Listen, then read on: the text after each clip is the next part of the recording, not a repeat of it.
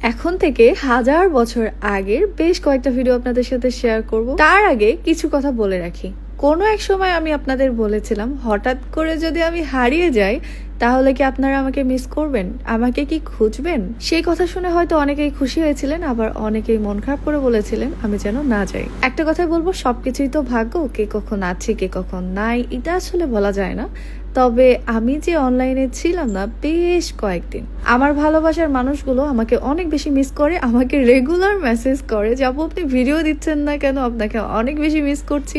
In fact আমাকে বকাও দিয়েছে। যাই হোক, সেগুলো অনেক বেশি ভালোবাসা থেকেই করেছে, আমি অনেক হ্যাপি। এবার আসি মূল কথায়। আব্বু আম্মু যেদিন দেশে আসে তার আগে থেকেই আমি অনেক বেশি বিজি হয়ে গিয়েছিলাম।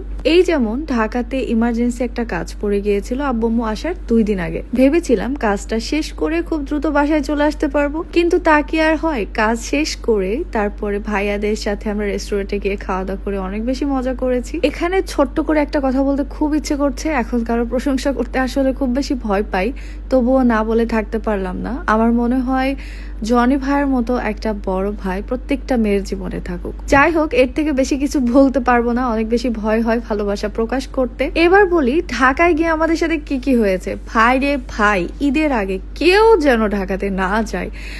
আমরা যে কি কষ্ট পেয়েছি, মানে পুরো 5 ঘন্টার জার্নি আমরা 18 ঘন্টা লেগেছে। শুধু যাইতে 18 ঘন্টা লাগেনি, আসতে আমাদের 20 ঘন্টা লেগে গেছে। পুরো 48 ঘন্টার মধ্যে মাত্র 2 থেকে 3 ঘন্টা আমরা ঘুমাতে পেরেছি।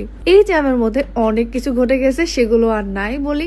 অনেক কষ্টের পরে কোনো রকমে আমরা রাজশাহীতে পৌঁছাই। আব্বু আম্মু এয়ারপোর্টে আসার কথা ছিল 5:30টায়, আর আমরা রাজশাহীতে পৌঁছাই 4টায়। ভাইরে ভাই, এত ইমার্জেন্সি টান টাইম আমি আমার লাইফে পার করি নাই। একেই তো এত লম্বা একটা জার্নি করে আমরা সবাই অনেক বেশি টায়ার্ড ছিলাম, বিশেষ করে বাপ্পি। বলতে পারেন আমাদের এই 38 ঘন্টার পুরোপুরি জার্নির মধ্যে ঝড় বৃষ্টি রোদ আমরা সবকিছু দেখে ফেলেছি, দিন রাত তো ছিলই। তবে এর মধ্যেও আমরা মাঝে মাঝে অনেক বেশি মজা করেছি। এই যেমন মাঝপথে থেমে আমরা অনেকগুলো তরমুজ কিনেছিলাম। বেচারা বাপ্পিকে দেখে অনেক বেশি খারাপ লাগছিল, কারণ ও পুরো টাইমটাই ঘুমায় নাই। তারপর তো এয়ারপোর্টে আমাদের এই ঘুম ছাড়া হাসি মুখ তো দেখেছেন। অ্যান্ড বাসায় ফিরে আমি দেখে অনেকগুলো আম পাঠিয়েছি, এগুলো পাঠিয়েছিল আকাশ।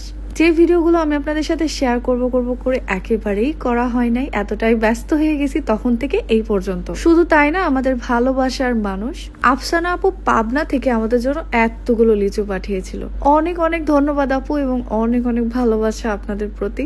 যাই হোক, সেই 2000 বছর আগের ভিডিওগুলো এখন আপনাদের সাথে শেয়ার করছি। আপনাদের বকা খেতে খেতে এখন আমি একেবারে সোজা হয়ে গেছি, এখন রেগুলার হতে হবে, বুঝতে পেরেছি আমি। আপনাদের এখন আমি রোজ ভিডিও দিয়ে বিরক্ত করব।